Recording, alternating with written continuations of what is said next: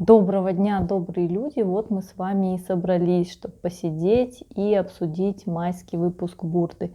Быстрый обзор на технические рисунки мы уже с вами посмотрели. Многим понравилось, кому-то не понравилось. В общем, сейчас все мы это полистаем и посмотрим поближе.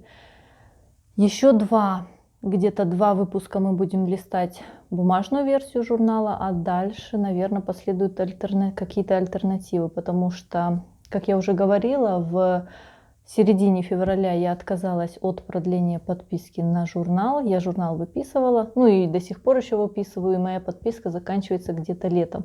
И вот я уже точно не помню, то ли в июне, то ли в июле. Но майский выпуск и июньский мы с вами точно полистаем, а июль я уже не помню. Будем мы листать бумажный или уже что-то последует другое. Посмотрим.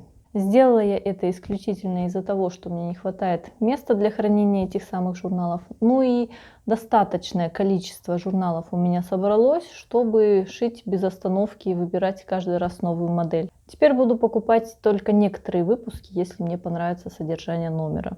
Ну и давайте уже к журналу. Сразу скажу, я буду критиковать. Очень уж я настроена критикующе после предварительного просмотра этого номера. В пух и прах разносить там, конечно, нечего, но к чему придраться, повод имеется. Сразу за обложку скажу. Цвета тут как будто приглушенные, что голубой, что красный, как будто разбавлены белой краской, только желтый цвет тут сочный, яркий. Я бы прошла мимо такой обложки, если бы встретила ее где-нибудь на полках. Выпуск предлагает много платьев, что очень уместно в мае-то. И начинается журнал с коллекции Dolce Vita. Здесь вот подборка с подиумов. Вот это платье мне очень понравилось. Из Ришелье от Michael Kors. Нежное, женственное, легкое, как раз то, что нужно на лето. А коллекцию открывает выкройка жилетки. Все параметры, кстати, все параметры выкроек в этот раз будут на экране. Там можно увидеть номер модели, размеры и степень сложности пошива, как и рекомендуемый расход ткани, чтобы нам с вами не отвлекаться на эти цифры.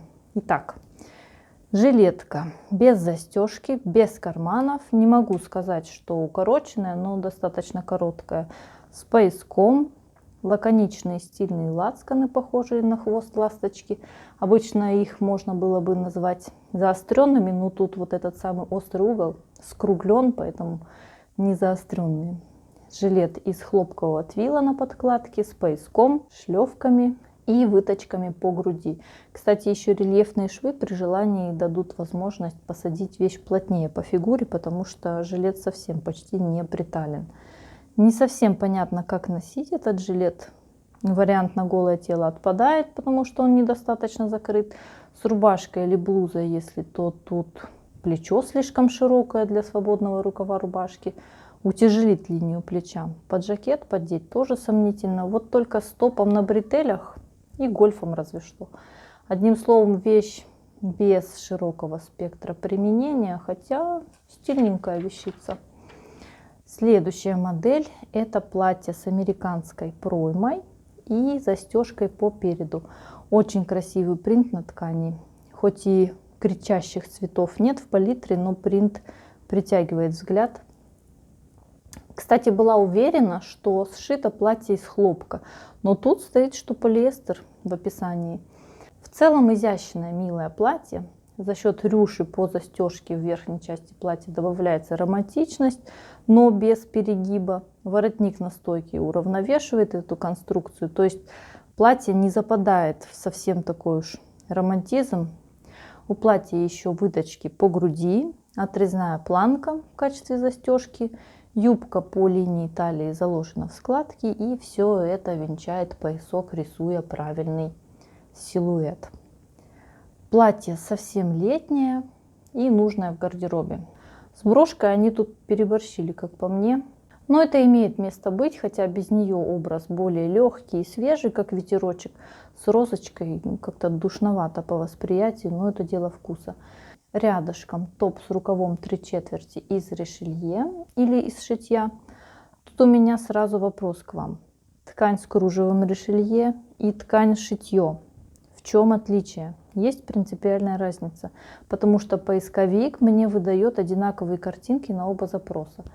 Предлагаю разобраться в этом вопросе в комментариях, кто-то точно знает. А топ оказался с отсылкой в 50-е, особенно тут, в образе с платочком вокруг шеи. У топа изящный вырез лодочкой по горловине, французские выточки спереди, сзади приталивающие выточки и фигурный средний шов по спинке, чтобы еще больше повторить линии тела. И в этом шве сзади притаилась потайная молния. Кстати, молния здесь расстегивается снизу вверх.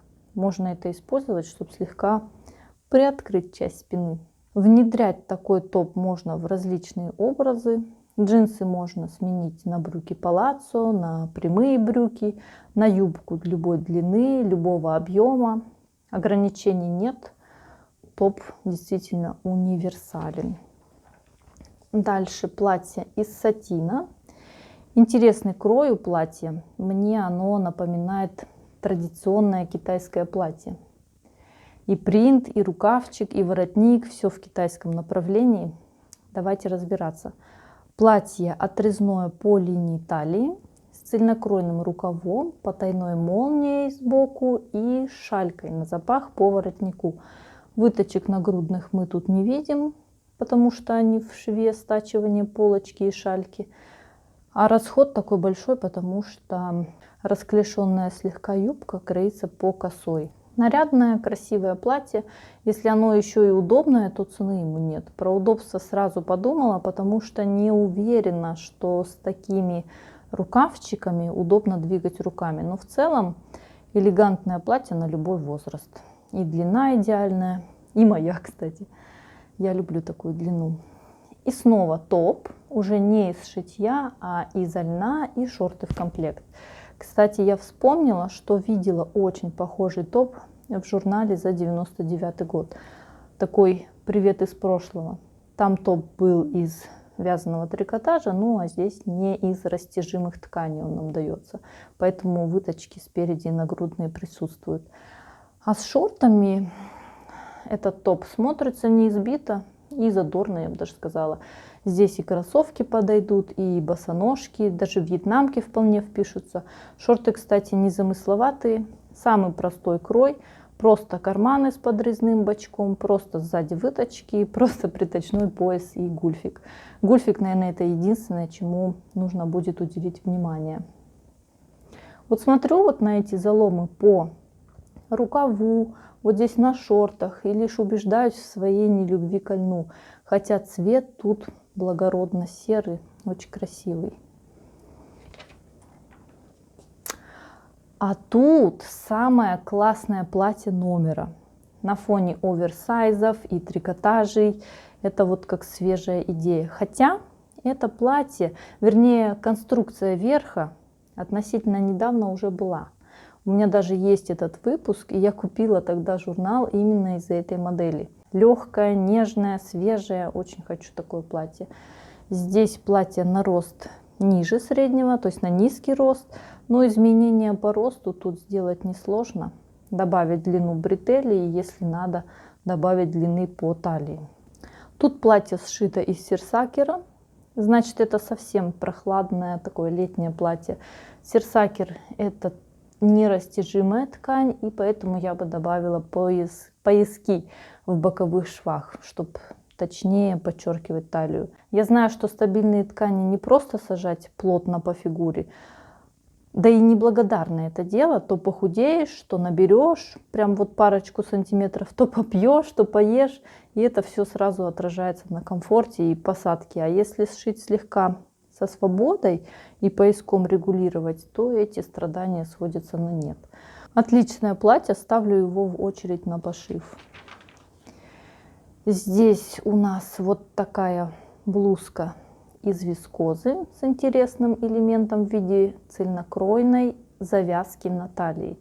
И принт тут особенный, можно долго рассматривать эти линии лица, эти губы. Ну а мы рассмотрим, давайте, крой. Отложной воротник, лацканы и рукава, точно как у пижамы. Достаточно расслабленные элементы, и чтобы не укатиться прям в спящем направлении, тут добавили поясок. Очень расслабленно и очень непринужденно смотрится эта конструкция в совокупности с тканью и принтом. И если не пришивать базку, то можно получить образ из 90-х с завязанной рубашкой, открывающей часть животика.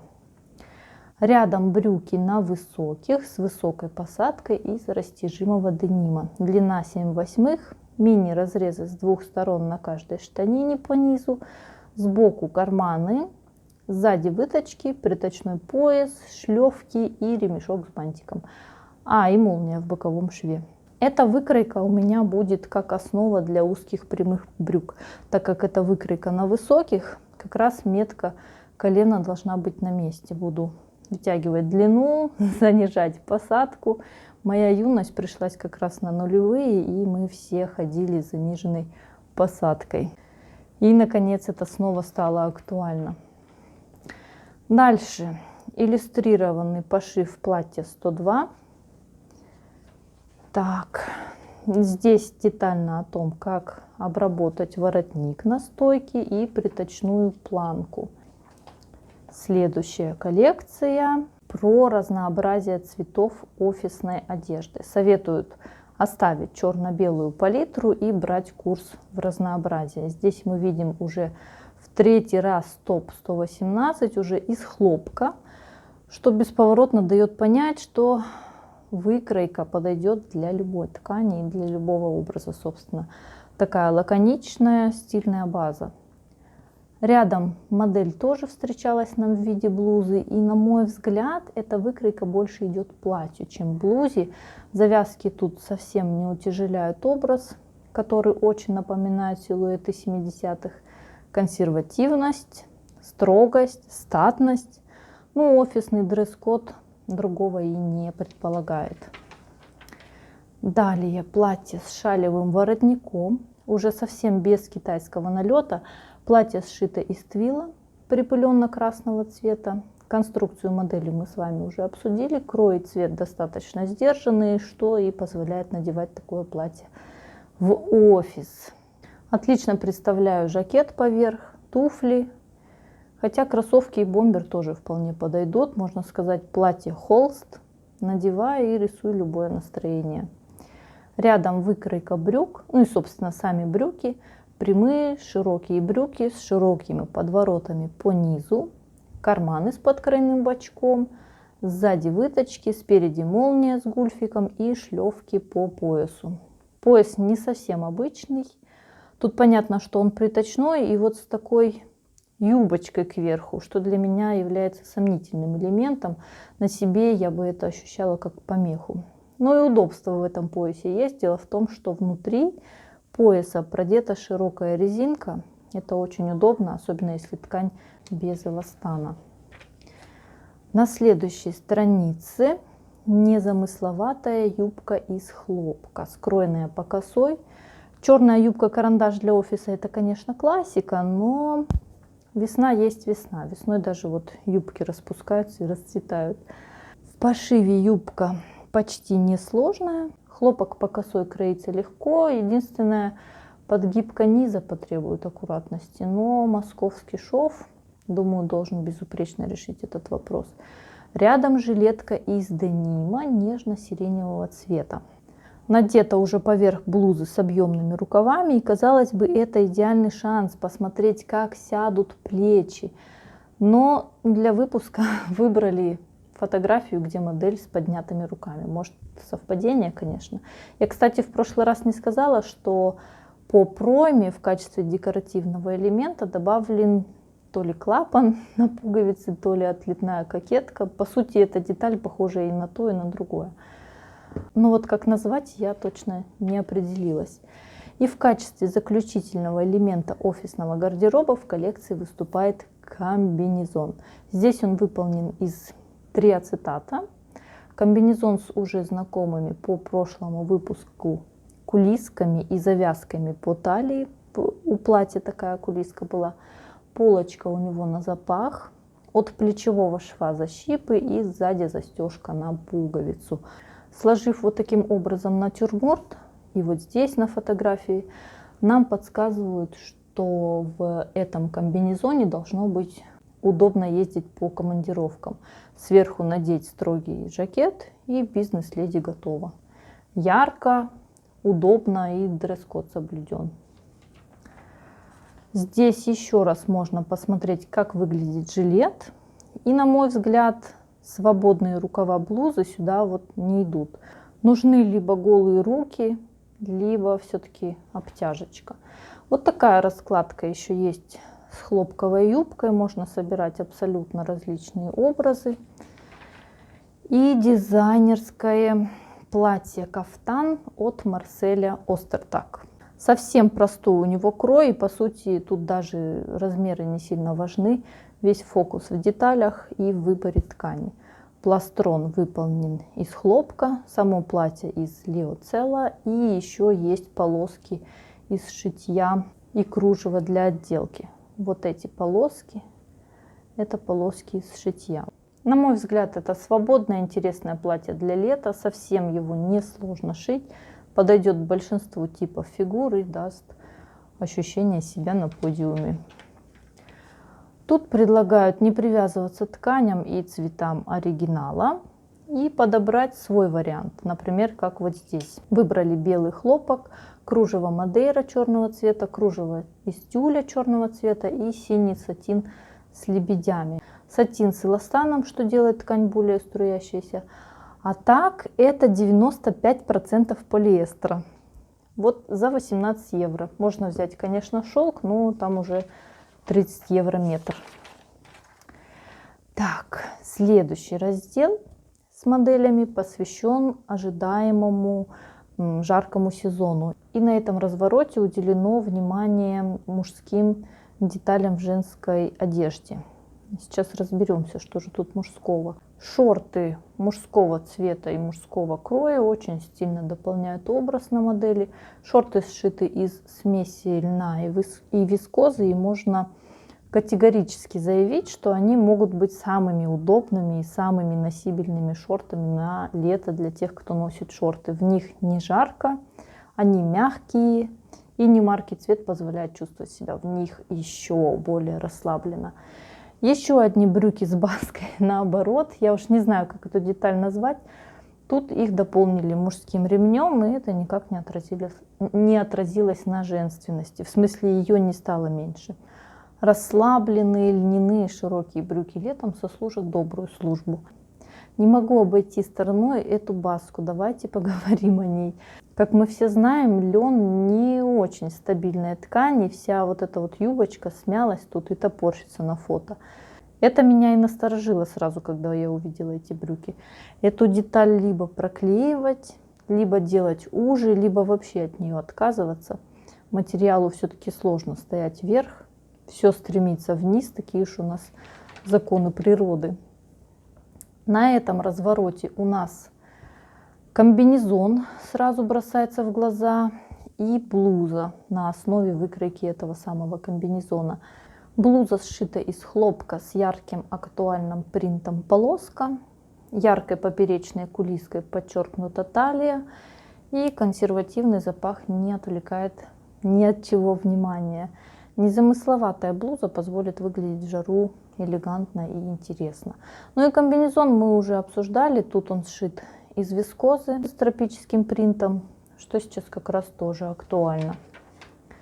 Далее тут платье уже без рюшей по планке, довольно аскетичное и лаконичное, даже цвет приглушенный, такой припыленный красный. Вообще на протяжении всего номера красной нитью прослеживается простота и лаконичность моделей.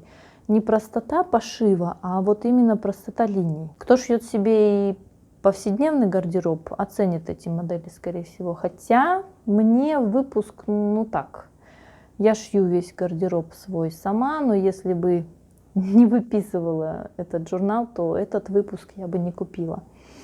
Так, а здесь рядом юбка. Скроенная по косой, та самая, по выкройке которой сшита уже хлопковая юбка, но это юбка из шелка благородного шоколадного цвета с карамельной геометрией. И опять тут намудрено с поясом. Какие-то сборки, какой-то запах по поясу. Я бы пришила обычный пояс, как в юбке сестре из хлопка. А тут из-за драпировки на поясе теряется и ломается весь принт, вся конструкция принта, что вызывает ощущение помятости. Может, на однотоне сыграет лучше? Интересно, куда они потом девают все эти вещи? Продают или раздают? Кто-нибудь носит эти вещи дальше? Так, а тут самая легкая в пошиве вещь из этого номера – это трикотажный топ. Кстати, с идеальной продолжительностью кулиски спереди. Все, что надо, закрыто, все, что надо, открыто, чтобы не было жарко. Только в этом цвете простовато как-то выглядит, совсем прям по-домашнему. Может, образ такой. Но не всегда же празднично выглядеть. Хотя голубой или белый такой вот топ, мне кажется, выглядел бы солиднее, на мой взгляд. А тут еще два платья для жаркого лета. Это желтое платье из льна и платье Shift, как здесь написано, из хлопка с эластаном. И тут у меня случился диссонанс, потому как Shift Dress – это платье без акцента на талии. А тут мало того, что поясок, так еще и акцент в виде баски наоборот. Опять вот эта странная для меня конструкция на талии. Я могу чего-то не понимать в стиле, во вкусе, или он у меня другой, это понятно. Просто не люблю нагромождений на талии. Ну, не знаю я. Короче, раз начали о нем говорить, тогда давайте сразу и все остальное разберем. Платье почти футляр, не какой-то не shift дресс, с вырезом лодочка. Молния по спинке, отрезное по линии талии, талиевые выточки по спинке и юбке сзади. Спереди по полочке тоже выточки на талии, а на юбке это просто защипы. Рукав реглан и длина до колена. Для меня тут все собралось, то, что меня вот отговаривает шить его. Даже длина. Ну, впрочем-то, ее можно и удлинить. Просто не мой стиль. А вот желтое платье привлекает цветом и вот такой вот легкостью. Кстати, очень похожее внешнее платье было в июльском выпуске за прошлый год на размеры 44-52. Но оно просто внешне было похоже, и даже цвет был такой же, желтый. Это платье на бретелях. Да, это широкие бретели с заложенными складками, которые превращаются вот в такие короткие рукавчики. Если захотеть, можно пришить широкие бретели без складок, и будет более спокойный верх у этого платья. У платья сзади молния, оно отрезное по талии, талия слегка собрана на резинку, юбка прямая ниже колена, и в целом образ получается летний, легкий и интересный. Ну а мы продвигаемся дальше. Тут пошив брюк. Здесь вот, кстати, иллюстрированно показано, как вшить молнию спереди. То есть молнию обработать гульфиком и как все это быстро и просто сделать. Прям все в картинках описано. И детские вещи предлагают шить совсем на малышей, на маленький размер. Есть вариант закрывающий ручки и ножки, а есть вариант совсем для жары. Шьется все просто и быстро. Это, кстати, немаловажно, ведь малыш надолго маму не отпускает. И теперь, так где? Вот. И теперь большие размеры. Здесь концепция, как в прошлом выпуске, не на плюсиков была. Одна выкройка и две модели. Платье и блузка. Здесь платье и блузка с вырезом крестьянка. Блузочка спереди застегивается на пуговичку, а платье завязывается на завязки. Совсем летние, легкие варианты. Приятно будет в них ходить. Блуза здесь выполнена из шелка, а платье из смеси льна и вискозы. Эта парочка на запах мне понравилась больше. Блуза из вискозы, а платье из хлопка. Очень здорово, что они дали разные рукава, можно их уверенно менять, и окаты правильно войдут в проймы, войдут как надо. Это очень удобно. Нравится отделка срезов у платья слегка другим тоном, А вот насчет глубины выреза не уверена. Похоже на то, что запах легко распахивается. Еще тут у платья прорезные карманы, кстати, с листочкой я не сказала. А запах крепится на кнопку. Мне самой нравится идея платья с длинным рукавом и пояском. Что-то среднее между этими двумя выкройками. И про выход в свет, кстати, тоже подумали. Тут коктейльное платье и топ из жаккарда. Платье классически коктейльное, то есть V-образный вырез, выточки по груди, отрезное по линии талии, юбка тюльпан, молния в шве по спинке и разрез снизу. Конструкция лифа устроена так, что плечи кажутся изящнее, а белье не будет выглядывать. А топ из жаккарда по этой выкройки тоже выглядит празднично за счет принта с отсылкой к Versace. Единственное, с баской нужно поосторожнее, чтобы избежать того самого эффекта про чайник. И еще одна парочка здесь. Платье из вискозы и шелковая блуза. Вот фотография совсем не передала шик темно-синего шелка. В жизни он выглядит очень шикарно. И тут у меня огромный вопрос к образу в целом. Вот отдельно брюки, если брать, то видно, что они изящные, легкие, такие прохладные. В целом, красивые брюки. Отдельно, если взять блузу, вернее, это даже не блуза, это больше туника, но все равно она тоже не вызывает отторжения. Но вместе вот они не спелись. Так, давайте про конструкцию. У блузы рукав реглан, прямой крой и разрезы по рукавам и по боковым швам внизу. Все просто и быстро. Платье же отрезное по линии талии, рукава собраны внизу на тесьму, по горловине тоже отделка тесьмой. Ну и в целом вариант для платья меня больше привлекает. Его не нужно сочетать с другой одеждой. Сшил, надел и готово. Здесь дальше можно посмотреть на детали выбранных моделей. И уже анонс на следующий выпуск. Июньский выпуск ожидается 4 мая. Подготовили здесь и мужскую модель, будем ждать, и комбинезон для больших размеров, интересная вещица тут, и многое другое. Мы уже с вами предварительно обсудили в Telegram технические рисунки, и я знаю, что некоторым они так себе, а вот после близкого рассмотрения поменялось ли ваше мнение? Пишите комментарии, ставьте свои пальчики, подписывайтесь и до новых встреч. Пока!